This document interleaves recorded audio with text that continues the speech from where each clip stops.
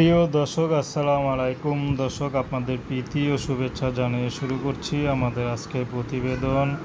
তো দর্শক, আজকে আমরা এক অসহায় মেয়ের গল্প তুলে ধরব, যার নাম হচ্ছে মর্জিনা।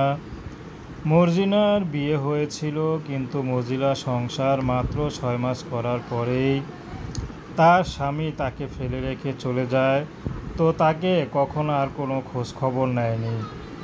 তো মর্জিনা এখন ইউটিউবে এসেছে ভালো একটা জীবনসঙ্গীর আশায়, যে নাকি তাকে একটু ভালোবাসবে, ভালো রাখবে। সে মানুষটি যেমনই হোক, মর্জিনা বিয়ে শাদী করতে রাজি আছে। মর্জিনার ব্যক্তিগত কোনো পছন্দ নেই, যে নাকি মর্জিনাকে পছন্দ করে বিয়ে শাদী করবে। সে যেমনই হোক, মর্জিনা রাজি আছে। মর্জিনার একা জীবন আর ভালো লাগে না। আছে অসুস্থ দাদি, কখন চলে যায়। তো মর্জিনা অল্প বয়সে বিয়ে হয়েছিল। মর্জিনা দেখতে এখনও মাশাল্লাহ বেশ সুন্দর, কিন্তু মর্জিনা তেমন কোনো আত্মীয় স্বজনও নেই যে কাছের আত্মীয় যে কোনো খোঁজ খবর নেবে বা এই দুঃখের দিনে একটু পাশে থাকবে। তো মর্জিনা চাচ্ছে, আমার তো আর সন্তান হয়নি, এখন যদি কোনো সন্তান সহ কোনো পুরুষ রাজি থাকে, যদি তার সন্তানকে পেলে মানুষ করে দিতে হয়, আমি সেটাও পারবো।